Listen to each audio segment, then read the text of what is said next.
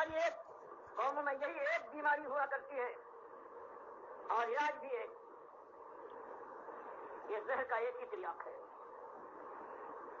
اس آواز پر کان دھرا جائے، ایمان کو مانا جائے، تقاضے سمجھے جائیں، ایمان کے خلاف جتنی چیزیں ہیں ان کا ادراک اور شعور پیدا کیا جائے کہ شرک کسے کہتے ہیں،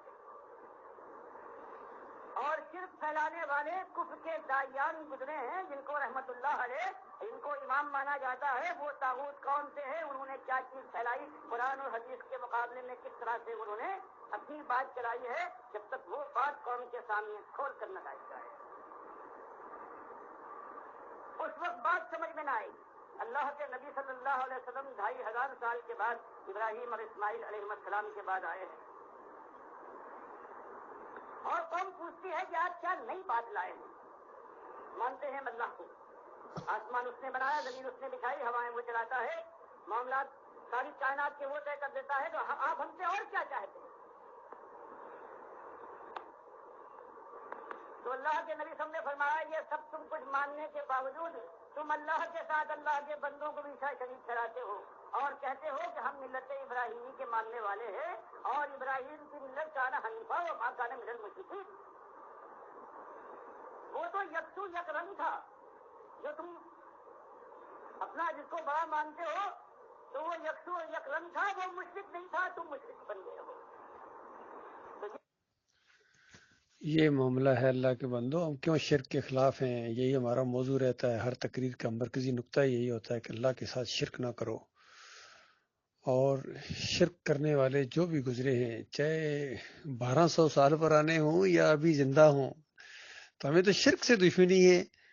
تو جتنے یہ صوفی گزرے ہیں یا یہ قبر پرستی کے دائی لوگ گزرے ہیں جن کا پوسٹ مارٹم کیا گیا ہے، چاہے عبد القادر جیلانی ہوں، محی الدین چشتی ہوں، علی اجمیری ہوں، مجدد الفسانی ہو یا شاہ ولی اللہ کا پورا خاندان ہو، یہ اور یا اعلیٰ حضرت ہوں یا ابو العلا ہوں، یہ سارے جن کی نشاندہی کی گئی ہے، محمود الحسن ہوں، اسیر مالٹا، شیخ العرب والعجم ہوں، جتنے بڑے نام ہوں، جب ان کا رد کیا گیا ہے کہ انہوں نے تو کفر و شرک پھیلایا ہے، قبر پرستی اور صوفیزم اور یہ تصوف یہ چیزیں پھیلاتے رہے ہیں، تو ان کا رد ہم نے کیا تھا. کس وجہ سے کیا تھا؟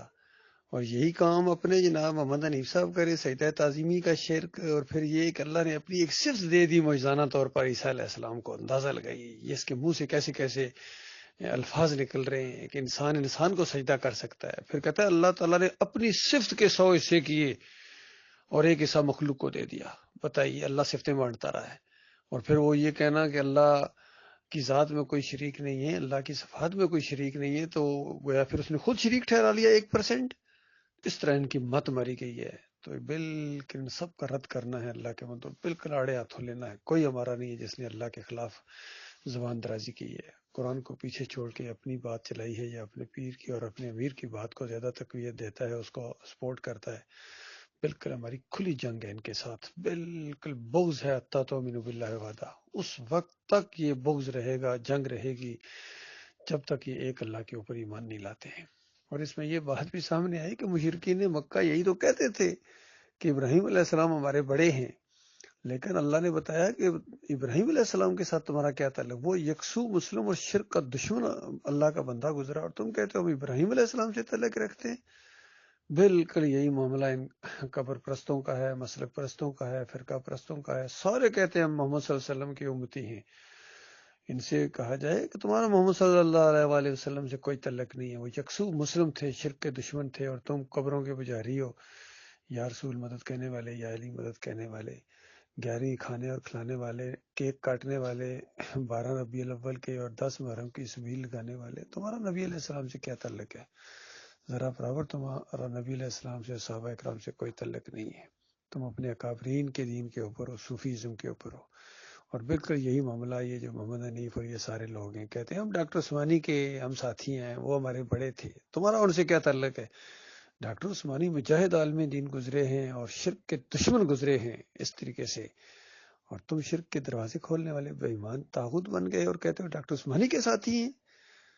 چاہے یہ سعید احمد ہو، چاہے یہ محمد حنیف ہو، قاری خلیل الرحمان ہو، منور سلطان ہو، ڈاکٹر عمر رحمۃ اللہ ہو، جتنے ان کے بیچ میں کرتے دھرتے ہیں، اسلم ہوں، چودھری اشرف ہو، عتیق الرحمان ہو، سارے بے ایمان اکٹھے ہو گئے شرک کے اوپر، شرک پھیلا رہے ہیں، کفر پھیلا رہے ہیں، جماعت کو، مجاہدوں کو مشرک بنا دیا، اور پھر کہتے ہیں ہمیں کچھ نہ کہو، ہم چھوڑیں گے نہیں تمہیں، بالکل چھوڑیں گے نہیں، تمہارے مرنے کے بعد بھی تمہاری تفسیر ہمیشہ جو قائم رہے گی، دعوت القرآن، اس کے اندر شرک تم نے بھر دیا ہے، آئندہ آنے والے مسلمان جب تک تمہارا کفر نہیں کریں گے وہ ایمان کے اندر داخل نہیں ہو سکتے ہیں۔ یہ معاملہ ہے اللہ کے بندوں۔